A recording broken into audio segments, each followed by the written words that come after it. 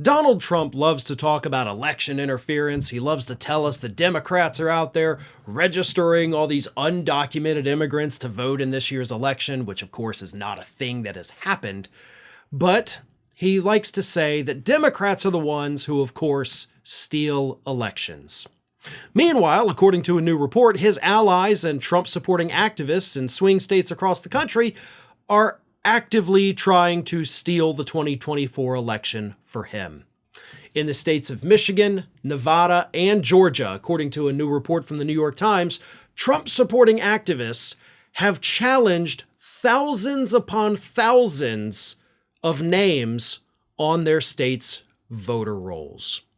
So what's happening in those swing states is that there is currently a purge of voters from those voting rolls because of these right-wing Trump lovers challenging the eligibility of these people to be on the ballot. Here's how this scheme works. And let me go ahead and point out the fact that this has been going on with Republicans, typically in Republican-controlled states, for 20 years now. I remember ahead of the 2004 election, so 20 years ago, we were talking about this happening in Pennsylvania and Ohio, as well as the state of Florida in the George Bush versus John Kerry election. Those states were controlled by Republicans. They were purging people from the voter rolls, and the actions haven't changed. The criteria for kicking somebody off the voting rolls in these 20 years that I have now been covering this has not changed. And here is how this very simple scheme works. These activists find somebody's name. Say it's a common name, right? John Smith. And then they look at arrest records. And they say, oh, well, look at this. John Smith was in jail. Therefore, Secretary of State, Michigan, Georgia, Nevada, Florida, wherever you are, you got a John Smith on the voting rolls here, but John Smith's a convicted felon and he can't vote, so you got to take John Smith off. But instead of going through and finding that John Smith, what they do is they say, well, we got 40 John Smiths here, so they all got to go.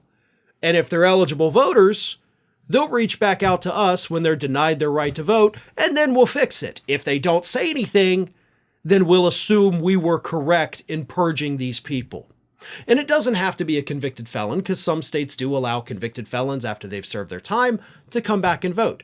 So they'll say, hey, Jane Doe here is dead, but she's still on your voting roll. Okay, well, there's 20 Jane Does, but we'll purge them all, and then they'll get back to us. Either we'll send them a letter letting them know that their eligibility has been challenged, or we won't. Because that's the other side of it. Sometimes they don't tell these people they've been purged off the voting rolls. These people show up to the polls to go and vote, as is their right, only to find out, oh no, sorry, your eligibility was challenged, so you've got to fill out a provisional ballot. You can fill out your provisional ballot, we'll go ahead, we'll put it over here on the side, and in the meantime, you have to contact the state and correct all your voter stuff. And if they don't do that, that provisional ballot doesn't go into the tabulator, it goes into the garbage.